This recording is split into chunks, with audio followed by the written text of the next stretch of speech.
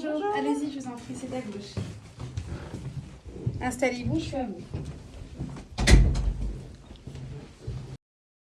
Voilà. C'est souvent une question qui revient. Et donc... Alors là, on va commencer à prendre les mesures. C'est ce qui nous permet de définir la taille du panty qu'on va vous fournir parce qu'il faut que vous ayez tout de même une compression. On partira du principe qu'il y a de la graisse qui va partir suite à l'intervention, mais également un œdème qui va apparaître. Donc, on va commencer par prendre les mesures suivantes, à savoir sous le talon. Donc, on n'a pas besoin vraiment de serrer. Voilà. Ensuite, on partira prendre la mesure qui se trouvera au niveau de la cheville. Ensuite, au niveau du mollet au plus fort. Au niveau du genou. Au niveau de la cuisse au plus large. Et ensuite, au niveau du haut de la cuisse. Pour la partie des membres inférieurs. Ensuite, en fonction de l'intervention qui va être faite, on partira plutôt sur un panty qui partira au niveau de la taille si l'œdème est présent à ce niveau-là. Donc, on doit être vraiment au niveau du nombril. Et si l'œdème est également présent au niveau de tout le ventre, on partira avec un panty qui partira de sous la poitrine jusqu'au niveau de la cheville. On va commencer à prendre la mesure au niveau du membre supérieur, au niveau du bras.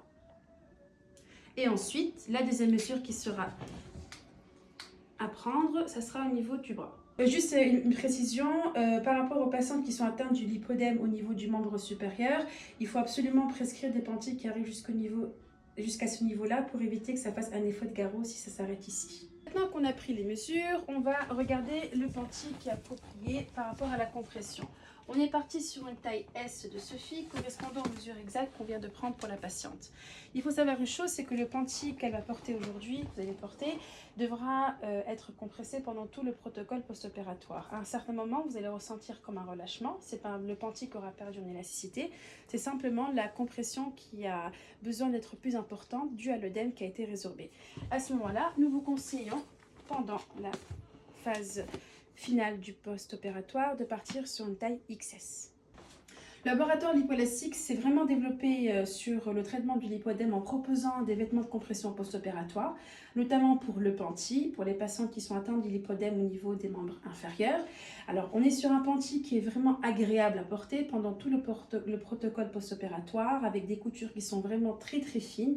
Il n'y a pas de démarcation sur la peau, une peau qui est fragile, une peau qui est inflammée. Ensuite, on est vraiment sur un panty avec une compression graduée. Donc, on part d'une compression la plus importante vers le bas et moins importante sur le haut pour vraiment améliorer la circulation et réduire l'œdème. Et avec des étiquettes qui se trouvent vraiment à l'extérieur pour éviter que ça gêne la patiente au post-opératoire. Alors, au niveau de l'entretien, on est sur un panty qui doit être très bien lavé, avec un savon neutre, à la machine, à 30 degrés ou à froid à la main. Surtout pas le mettre au sèche-linge avec une chaleur qui va justement faire craquer la matière et donc il n'y aura plus de compression. Au niveau de la composition de ce vêtement post-opératoire, on est pour un pourcentage de 73% de polyamide et de 27% d'élastane.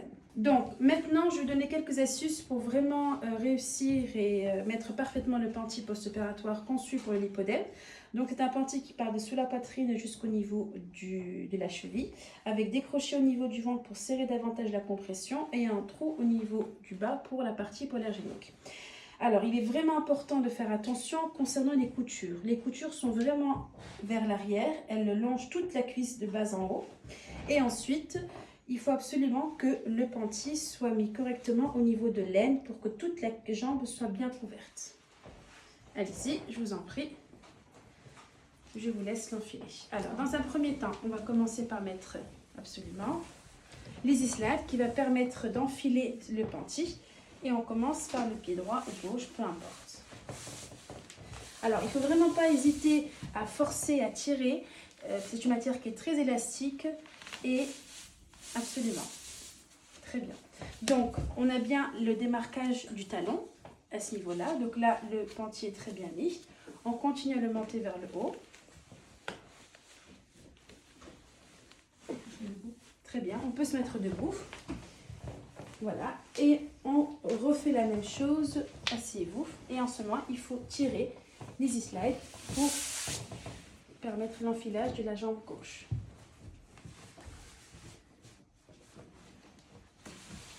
Bien entendu, les ongles longs ne sont pas conseillés. Voilà, il faut bien tirer vers le haut encore une fois. Parfait.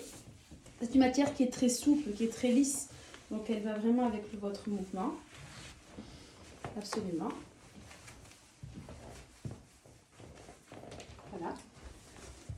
Alors ici, très bien. Quand vous avez de l'espace qui n'est pas compressé, il faut vraiment prendre la matière de bas en haut. Voilà. Et ensuite, il faut vraiment tenir le pentis et le fermer de bas en haut. Alors, je recommande fortement de fermer les crochets au plus grand, au plus large, pour avoir de la marge, pour pouvoir vraiment bien serrer le DEM pendant tout le post-opératoire. Voilà. Et ensuite, on va retirer l'Easy Slide qui nous a permis d'enfiler le pentis.